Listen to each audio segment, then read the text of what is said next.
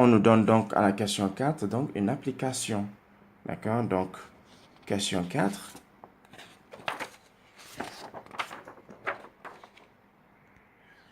Donc, à la question 4, on nous donne une application. D'accord? De ce qu'on a vu, ce qu'on vient de voir. Ok? Donc, on nous dit tout simplement. Ok? Donc, on nous donne donc, les éléments suivants. U0 égale tout simplement à 1 demi. Et quel que soit n dans grand N, on définit la suite suivante récurrente. 1 moins un au carré. Alors, donc il nous faut naturellement poser, ok, poser une application f de x égale 1 moins x au carré. D'accord? C'est la récurrence. C'est l'application f qu'on applique à la suite pour avoir les termes, ainsi de suite. Et donc, je vais donc calculer la composée. Je vais donc calculer la composée. D'accord? Il nous a été demandé ici, en fait, l'objectif de l'application, c'est de trouver les limites, d'accord, de u de n et de u de n plus 1. On va donc exploiter la question 3, mais en plus aussi la question 1. D'accord? Pour la déduction de la limite, qui nous dit que dès que la suite elle est monotone et qu'elle est bornée, ben, on avait conclu que, ok, donc la limite de la suite était une solution de l'équation f de x égale à x. Donc, on va se mettre dans la même situation, mais cette fois-ci avec f rond f, puisque pour les suites u de n et u de n plus 1, c'est avec f rond f qu'il faudra le faire. Donc, f rond f de x sera égal à x, ce sera l'équation à résoudre pour trouver, d'accord, les limites de u de n et de u de n plus 1. Donc, deux niveaux d'application. L'application à la question 3 d'abord, pour être dans les mêmes situations de f rond f, etc. Puis, l'application de la question numéro 1 qui nous permettait donc de trouver la limite de la suite, vérifiant la monotonie et ainsi que, d'accord, le fait qu'il soit borné. Bien. Donc, je vais donc pouvoir commencer. Ok, alors, qu'est-ce qu'on a? Donc, ici, je vais donc calculer f en f de x. F en f de x, je vais avoir que c'est f, d'accord, de f de x. Ça veut dire que je remplace tout simplement le x par le f de x et je vais trouver tout simplement, on va trouver, d'accord, sans rentrer dans les détails de calcul, 2 moins x au carré, x au carré. D'accord? Donc, si j'ai ça, déjà c'est bien. Alors, f, on va choisir aussi un intervalle dans lequel on travaille, comme on a, qui contient bien sûr u0. Il faut être dans un intervalle qui contient u0, qui est égal à 1 demi. Je vais donc choisir l'intervalle 0,1. Je vais choisir l'intervalle 0,1 dans lequel f est une application décroissante. On peut le faire la preuve, d'accord? Alors, je dis tout simplement alors que f est décroissant sur 0,1. Ok, donc f est une application décroissante sur 0,1. Donc, on peut faire la preuve facilement. Vous faites la dérivation de f, d'accord? Elle est dérivable, d'accord? Donc, vous faites sa dérivation et vous vérifiez donc le signe de la dérivée sur 0,1. Vous verrez donc qu'elle est négative et du coup, f est décroissante. Et donc, par conséquent aussi, on sait que donc, ok, que f rond f sans faire de calcul. Si on calcule pour f, si on sait pour f, ben on sait que f rond f, d'accord, sera donc une application croissante sur, d'accord, la même, d'accord, intervalle. Et bien sûr, f de x aussi envoie 0,1 dans 0,1. D'accord, f de x, f renvoie 0,1 dans 0,1, ce qui fait que la composée reste toujours dans 0,1 aussi. Ok, alors, donc, on va donc calculer à présent.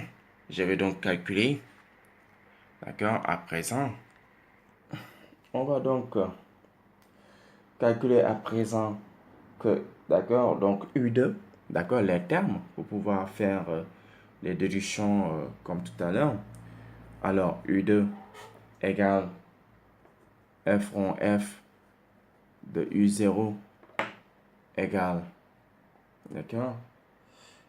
Donc, on trouve tout simplement en calculant, j'ai quoi? Ben, j'ai la parenthèse 2 moins U0, d'accord, au carré, U0 au carré. C'est ça la formule donc de f rond f. Et on va trouver donc tout simplement 9, d'accord, 9 16e, d'accord, qui est tout simplement plus petit, d'accord, plutôt supérieur tout simplement à 1, d'accord, à 1 demi, qui lui donc est le terme, d'accord, initial. Donc U2 donc est beaucoup plus grand que U0. Et cela va donc nous permettre de dire que la suite U2N, d'accord, donc U2N, d'accord, est une application, est une suite croissante plutôt, ok. Alors, donc, les mêmes conditions, d'accord, que dans la question 1. De plus, qu'est-ce qu'on a?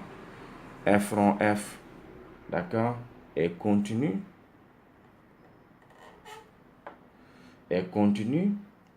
sur l'intervalle 0,1. Et donc, par le terme des valeurs extrémales, on va pouvoir conclure que F envoie 0,1 dans lui-même. D'accord? On va envoyer 0,1 dans l'intervalle en fait suivante. F rond F donc de 0,1 sera donc inclus dans l'intervalle f de 0, f2, qui est en fait égal à 0. D'accord, il est en fait égal à 0. f de 0 c'est 0 et f de 1 c'est 1. Donc si vous calculez, donc je veux dire plutôt f rond, d'accord, f rond encore. Voilà, d'accord.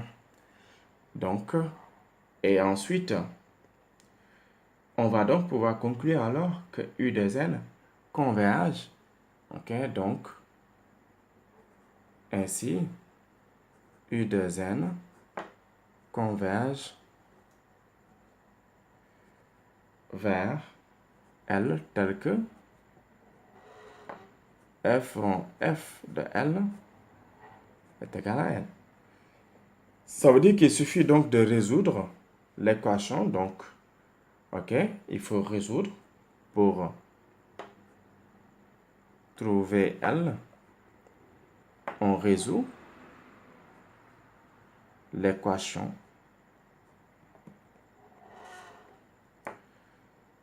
f rond f de x égale à x. Et ça équivaut tout simplement à quoi? À 2 moins x, le tout au carré x carré, que c'est égal à x. Et ça ramène encore à la situation suivante.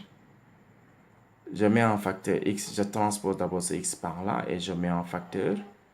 J'ai ouvert des crochets.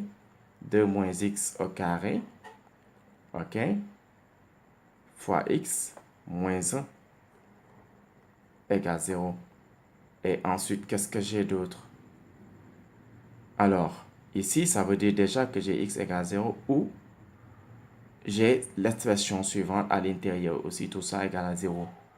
Et là, je vais développer tout simplement, je vais développer tout ça et je vais trouver que c'est en fait x au cube moins 4x carré plus 4x moins 1 égale à 0. Bien sûr, dès cette partie-là, si on pose ça égale à 0, quand on est dans le ou, ça égale à 0, ben là déjà, on voit facilement que x égale à 1 est solution. D'accord? X égale à 1 est solution. Parce que si je mets x égale à 1, vous avez quoi? Vous avez 2 moins 1, ça va faire 1. Au carré, c'est 1 fois 1, ça fait 1. 1 moins 1, ça fait 0. Donc, 1 est racine de ce, d'accord, polynôme, d'accord, de degré 3. Donc, pour le résoudre et trouver toutes les racines. Donc, comme je sais que x égale à 1 est racine, d'accord, x égale à 1 est racine de x au cube moins 4x carré plus 4x moins 1 égale à 0. Et là, donc, il suffira tout simplement d'utiliser toutes les techniques existantes qu'on connaît bien, d'accord, pour trouver les racines, d'accord, c'est-à-dire soit la division euclidienne, la méthode d'Horner, etc. Alors, ou bien la méthode des identifications et tout. Donc, on ne va pas rentrer dans ces détails. Alors, là, donc, je vais tout simplement directement donner, d'accord, la factorisation, 4x moins 1, est donc en fait égal à x moins 1, facteur de x, d'accord, facteur donc de x carré moins 3x plus 1. OK? Et ça, si on dit que c'est égal à 0, donc il me faut donc trouver les racines aussi de x carré moins 3x plus 1. Alors, x carré moins 3x plus 1 égale à 0. Donc, ça veut dire quoi?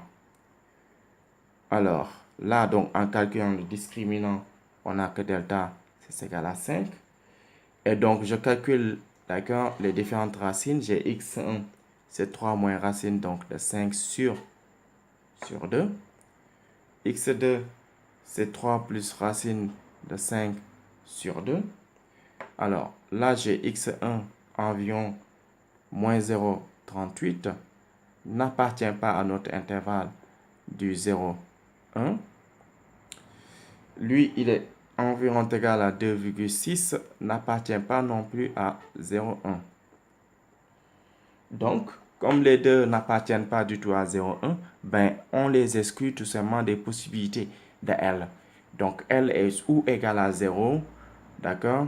Donc, L est égal à 0 ou L égale à 1. Mais dans ce cas, il faudra donc jouer sur le fait que, d'accord? On sait que, mais la suite U2N, comment elle est? D'accord? Elle est croissante, c'est ça qu'on avait conclu. Elle est croissante. Et U0, le point de départ, c'est 1 demi. Donc là, on va forcément, d'accord? Donc, on peut conclure que donc la valeur de L, en fait, c'est 1. D'accord? La valeur, c'est L. La bonne valeur, c'est 1. D'accord? Donc, voilà. D'où donc la limite. D'où, ok? D'où donc la limite, lorsque n converge vers plus l'infini, en fait, de la suite U de n, ça va donc tout simplement être 1. Alors, que se passe-t-il alors pour la suite aussi? D'accord? Donc, U de n plus 1, ben, même processus. C'est le même processus tout simplement. OK? On fait la même application. D'accord? On fait la même application pour U. D'accord? Pour U, donc, de n plus 1. Qu'est-ce que j'ai pour U de n plus 1 aussi? D'accord? Donc, je calcule U1, je calcule U3, même chose, d'accord? Et par leur comportement, je vais pouvoir dire des choses. Donc, on fait le même travail, donc je précise, ok? Donc, on fait, d'accord, le même travail